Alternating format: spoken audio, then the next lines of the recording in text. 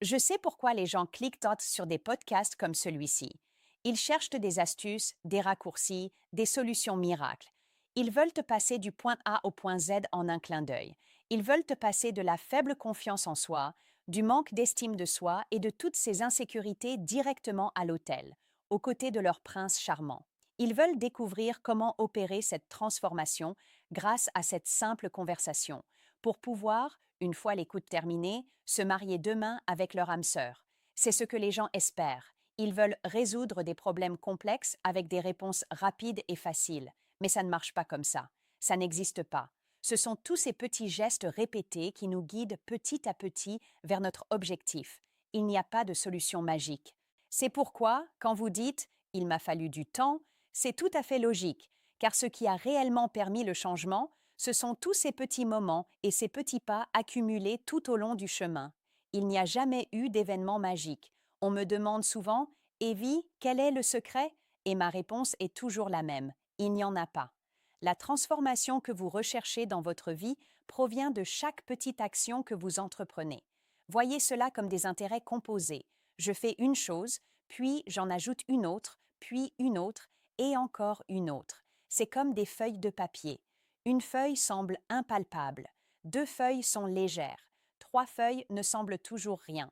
Mais une fois que vous empilez 1000 feuilles, soudain, vous en sentez le poids. C'est exactement ainsi que nous évoluons. Nous sommes faits de couches et nous devons constamment les enrichir.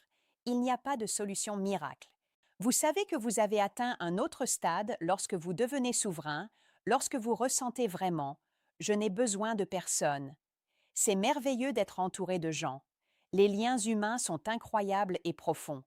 Mais dès l'instant où votre objectif devient « j'ai besoin de quelqu'un d'autre pour me compléter », vous vous êtes déjà perdu. C'est fascinant, car pendant que vous parlez de votre jeunesse, je repense à la mienne. Le jour où j'ai pris confiance en moi, le jour où j'ai réalisé « je suis assez », je suis bien comme je suis. Quelque chose a changé, on devient un aimant. Je suis devenu un aimant. Les gens étaient attirés par cette énergie. Ils se disaient « je veux être près d'elle, je veux être à ses côtés ».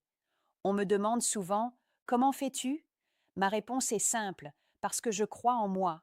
Mais arriver à ce stade a pris du temps. Il m'a fallu des années pour vraiment croire en moi. Et quand on prend confiance en soi, tout le monde se demande « qu'est-ce qui a changé? Quel petit changement dans mes comportements ?» J'ai arrêté de courir après les gens et les choses. J'ai arrêté de rechercher l'approbation de tous. J'ai arrêté d'essayer de rendre tout le monde heureux. Au lieu de cela, j'ai appris à me faire confiance. J'ai aussi arrêté de constamment solliciter l'avis de mon entourage, de demander à chacun son opinion sur ce que je devais faire. Parallèlement, j'ai dû faire face à beaucoup de rejets. Beaucoup de gens n'étaient pas d'accord avec moi. J'ai dû gérer les commérages pendant mon enfance et mon adolescence. J'ai encaissé de nombreux coups durs. Mais ces expériences m'ont forgé. Elles m'ont appris à suivre mon propre chemin et à ne pas me laisser perturber par l'opinion des autres. J'en ai déjà parlé, mais quand je suis devenu agent et que je me suis présenté au NIPD, beaucoup de gens de mon entourage et de ma communauté ont trouvé ça ridicule.